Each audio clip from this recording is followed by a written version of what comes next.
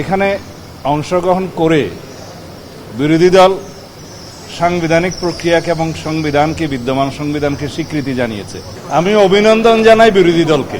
তারা বিদ্যমান সংবিধানকে মেনে সাংবিধানিক প্রক্রিয়ায় রাষ্ট্রপতি নির্বাচনে অংশগ্রহণ করেছেন। বিরোধী দল নির্বাচিত রাষ্ট্রপতিকে অভিনন্দন জানিয়েছেন।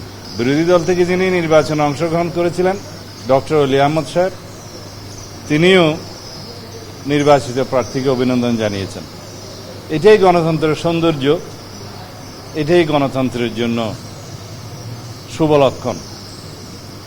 বিদ্যমান সংবিধান অনুযায়ী রাষ্ট্রপতির পদ শূন্য হলে নির্ধারিত সময়ে রাষ্ট্রপতির জন্য নির্বাচনের যে আইন আছে সেই আইন অনুযায়ী নির্বাচন কমিশন তফসিল ঘোষণা করেন এবং সেই তফসিল অনুযায়ী নির্বাচন অনুষ্ঠিত হয়েছে।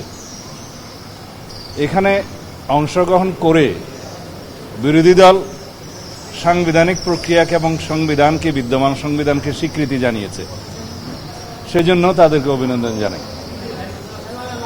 বাংলাদেশে গণতন্ত্রের চর্চার মধ্যে বিরোধী দল, সরকারি দল তাদের নিজস্ব অবস্থান থেকে বিভিন্ন রকমের রাজনৈতিক বক্তব্য দিয়ে থাকেন, কিন্তু দিন শেষে সাংবিধানিক প্রক্রিয়াকে স্বীকৃতি দিয়ে তারা গণতান্ত্রিক প্রক্রিয়া অংশগ্রহণ করেছেন।